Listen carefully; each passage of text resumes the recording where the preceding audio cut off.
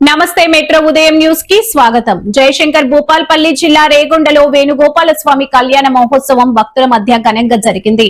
ముఖ్య అతిథిగా చందుపట్ల కీర్తిరెడ్డి విచ్చేసి స్వామివారి కృపా కటాక్షాలు అందరిపై ఉండాలని కోరుకున్నారు.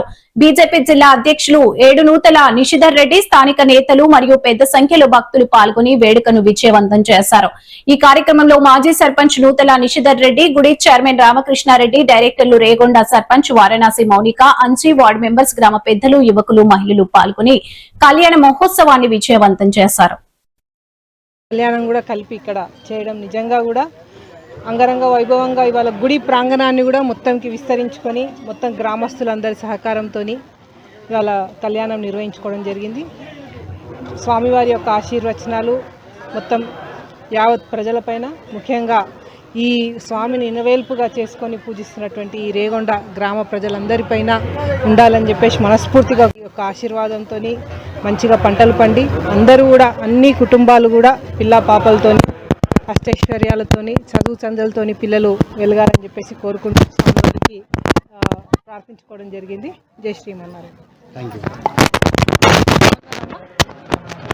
పిల్లా పాపలతోని కళ్యాణం, రుక్మిణి సత్యభామ, ఆ తర్వాత శ్రీరాముల వారి కళ్యాణం కూడా కలిపి ఇక్కడ చేయడం నిజంగా కూడా అంగరంగ వైభవంగా ఇవాళ గుడి ప్రాంగణాన్ని కూడా మొత్తంకి విస్తరించుకొని మొత్తం గ్రామస్తులందరి సహకారంతో ఇవాళ కళ్యాణం నిర్వహించుకోవడం జరిగింది.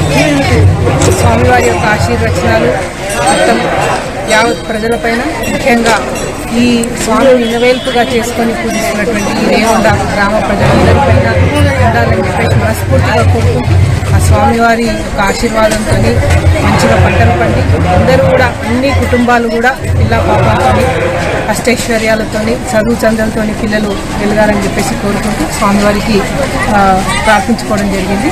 జై శ్రీమన్నారాయణ.